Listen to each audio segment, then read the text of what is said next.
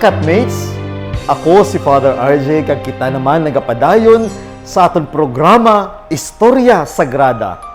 Ang aton istorya sa sininga adlaw amo naman ang istorya tuhoy kay Jonas nga ginluad sang balyena nga aton mabasahan sa libro sang Jonas.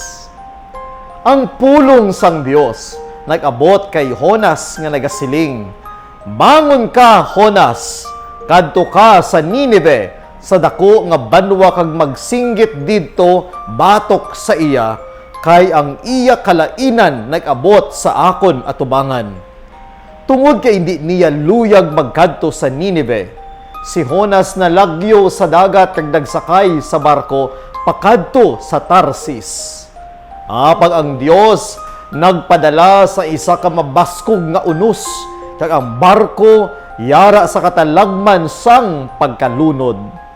Ang mga mananagat naghaboy sang mga lulan sa dagat, agud magmagaan ang barko. Nagtuo sila nga isa sa mga sumalakay ang kabangdanan sang unos. Gani nagpagabot-gabot sila. Si Jonas ang nagabutan.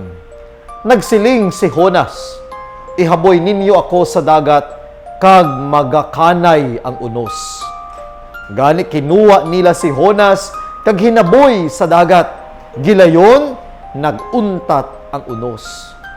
Ang Dios naghanda sa isa kadako nga isda nga naglamon kay Jonas. Ang propeta nagpabilin sa tiyan sang dako nga isda sa sulod sang 3 ka adlaw kag 3 ka gab-i. Wala sing untat ang iya pangamuyo sa Dios.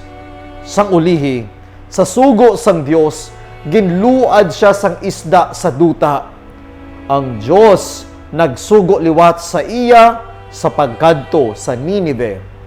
Karon nagtuman na si Jonas. Ang Ninive amo ang pinakamatahom nga pangulong puod sang kinaladto nga kalibutan. Sa nagapasulod si Jonas sa banwa, nagsugod siya sa pagsinggit. Kapatan kaadlaw na lamang, kag ang Ninive malaglag. Ang balita ginsulit-sulit sa mga dalan, kag mga ginsang-an tubtob na kaabot sa igdulungog sang hari sang Ninive. Ang tanan nga pumuluyo sang Ninive nagtuo nga may kamatuoran ang mga pinamulong ni Jonas. Ang iya makatilingala nga pagluwas sa tiyan sang balyena, ginbilang nga pamatuod sang iya ginatudlo. Ang mga taga Ninive nagtawag si isa kadako nga puasa sa tanan nga mga tawo. Bisan diin mabatian ang talangison sang mga lalaki kag babayi nga nagahinulsol sang ila mga sala.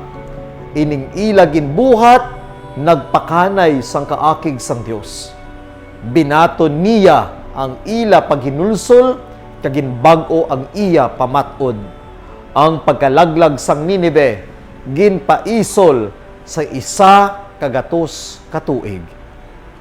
Pamalandong, naghatag ang Dios sing pamatuod sa katawhan nga siya man ang Dios sang mga pagano, kagikan sa ila mahimo siya makahanda sang iya kaugalingon nga katawhan. Ang kaluoy sang Dios labaw sa tanan niya nga mga buhat. Gani sa Salmo 144, "Bisan ano kabugat kag kadamo sang sala, hindi dapat magpaluya ang makasasala." Handa gihapon ang Dios sa pagpatawad sang iya mga sala, kag sa pagpaangot uli sang ila pag-inabyanay sa isa kag isa.